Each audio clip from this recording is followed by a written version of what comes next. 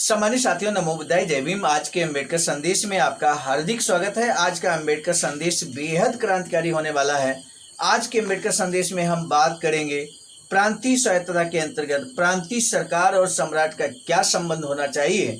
इस संबंध में बाबा साहब ने बहुत सुंदर मार्गदर्शन किया है और विश्लेषण किया है। तो आइए जान लेते हैं बाबा साहब डॉक्टर अम्बेडकर संपूर्ण वाङ्मय खंड 4 से, जिसका शीर्षक है डॉक्टर अम्बेडकर साइमन कमीशन के साथ। इसी के तहत आज का ये अम्बेडकर संदेश पेज नंबर 87 से लेकर 90 तक होने वाला है, जिसमें महत्वपूर्ण बात प्रांतीय सरकार और सम्राट के बीच कैसा संबंध होना चाहिए आज हम बात करेंगे। BBAIC सारनाथ वाराणसी के सौजन्य से ये अम्बेडकर संदेश हम आपकी सेवा में प्रस्तुत कर रहे हैं। जहाँ तक प्रांतीय स्वायत्तता का प्रश्न है, केवल इतना पर्याप्त नहीं है कि प्रांतीय सरकार और केंद्रीय सरकार के बीच समुचित संबंधों की व्यवस्था कर दी जाए। यह भी आवश्यक है कि प्रांतीय सरकारों का दर्जा परिभाषित किया जाए। मुख्यतः उनके विदेश संबंधों के बारे में इसका व्यवहारिक महत्व है। यह निर्विवाद है कि प्रांतों का कोई अंतर्राष्ट्रीय दर्जा नहीं हो सकता, परंतु ब्रिटिश सरकार होम गवर्नमेंट के साथ उनके संबंधों का प्रश्न अलग बात है और इसका आसानी से निपटारा संभव नहीं है। यह स्पष्ट है कि प्रांतीय सरकारों और ब्रिटिश सरकार के बीच संबंध का जो भी रूप हो वह देश के संवैधानिक कानून के अनुसार होना ही चाहिए। किसी प्रांत को कितनी राजनीतिक स्वतंत्रता दी जाए, उसी के अनुसार ही समस्या के प्रति दृष्टिकोण निर्धारित किया जाए। क्या प्रांतों को स्वतंत्र राजनीतिक अस्तित्व से इतना वंचित रखा जाए कि उन्हें केवल आंतरिक विभाजन ही माना जाए और उनकी तुलना स्थायी सरकार के उन क्षेत्रों से की जाए जो स्वयं भारत के बाहर अज्ञात और अनाम है? यदि ऐसा है तो सम्राट की सरकार केवल एक ही भारतीय प्राधिकार यानी भारत सरकार को मानेगी और भारत से संबंधित हर मामले में उसी सरकार से लिखा पढ़ी करेगी और केवल उसी से या उसी के माध्यम से संदेश प्राप्त करेगी। दूसरा प्रश्न यह है कि क्या प्रांतीय सरकारों का कानून की दृष्टि से कोई राजनीतिक अस्तित्व है? यदि कहा जा सके कि उसका अस्तित्व है तो सम्राट की सरकार को उन्हें मान्यता देनी होगी और प्रांतीय मामलों में उनसे लिखा पढ़ी करनी ही होगी तथा उनसे संदेश प्राप्त करना ही होगा। संबंध के दोनों संभावित आधारों में से दूसरा अधिक उचित है। प्रांतों का स्वतंत्र राजनीतिक अस्तित्व आजकल के सिद्ध तथ्य हैं। उनका एक कार्यक्षेत्र होता है जहां उनका अपना प्राधिकार होता है।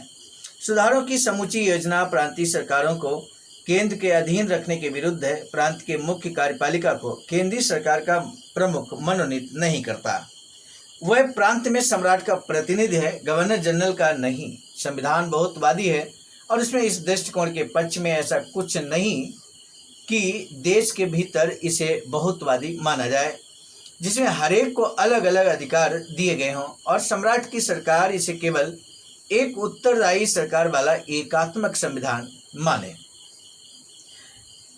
वे कौन से मामले हैं जिनमें प्रांतीय सरकारों के अधिकार को माना जा सकता है कि वे ब्रिटिश सरकार से सीधा संपर्क कर लें? ऑस्ट्रेलिया के राष्ट्रकुल की भूमिका है कि वहां सम्राट की हैसियत केवल सरकारी गठन के अंग के रूप में होती है। वहां लिखा पढ़ी सीधे राज्य के गवर्नर और औपनिवेशिक कार्यालय के बीच में चलती है। गवर्नर जनरल उसमें दखल नहीं देता।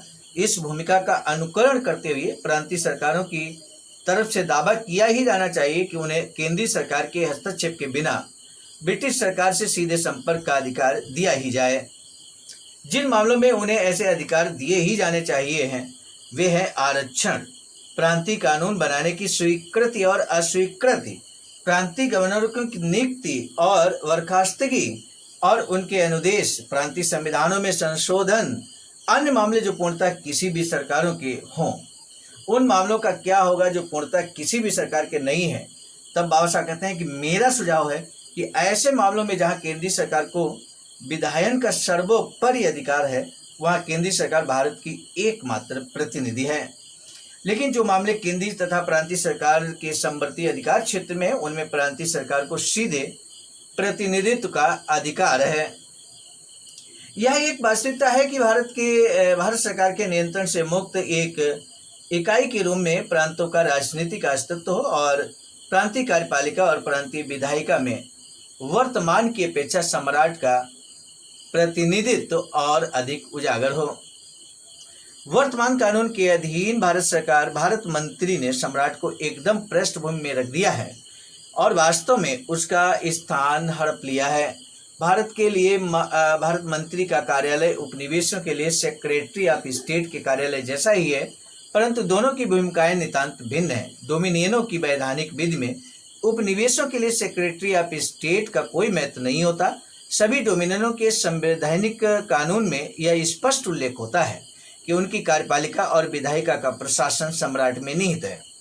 भारत सरकार अधिनियम की धारा 2 में भारत मंत्री को निश्चित कानूनी दर्जा दिया गया है। भारत मंत्री का दर्जा इतना प्रखर है कि उसने सम्राट के दर्जे को ग्रस लिया है। वास्तविकता यह है कि भारत सरकार अधिनियम की धारा 1 में सरसरी उल्लेख के अलावा भारत सरकार अधिनियम में अन्यत्र कहीं भी सम्राट का कोई उल्लेख नहीं है। निसंदेह इसके कारण ऐतिहासिक और बहुत पुराने हैं। उनकी कहानी 1773 के विनियमन अधिनियम के पारित होने से शुरू होती है। तब ईस्ट इंडिया कंपनी ने पूरब में अर्जित अपने स्वत्वों के बारे में सम्राट के अधिकार पर आपत्ति उठाई थी। ऐतिहासिक मतभेद कुछ भी रहे हों, डोमिनियन कानून सेक्रेटरी ऑफ स्टेट को कोई मान्यता नहीं देता है, जबकि भारतीय कानून देता है। परिणाम यह हुआ कि उपनिवेशों का सेक्रेटरी ऑफ स्टेट डोमिनियनों पर शासन नहीं करता। उसका कर्तव्य है कि वह सम्राट को यह सलाह दे कि वह डोमिनियन सरकारों के अधिनियम विशेष को स्वीकार करे या न करे। दूसरी ओर भारत मंत्री सम्राट का सलाहकार मात्र नहीं है। भारत सरकार अधिनियम की धारा 2 के अनुसार उसे सरकार के पूरे अधिकार प्राप्त हैं। धारा 2 में वर्णित उपबंधों को किसी भी हालत में न्याय संगत नहीं ठहराया जा सकता।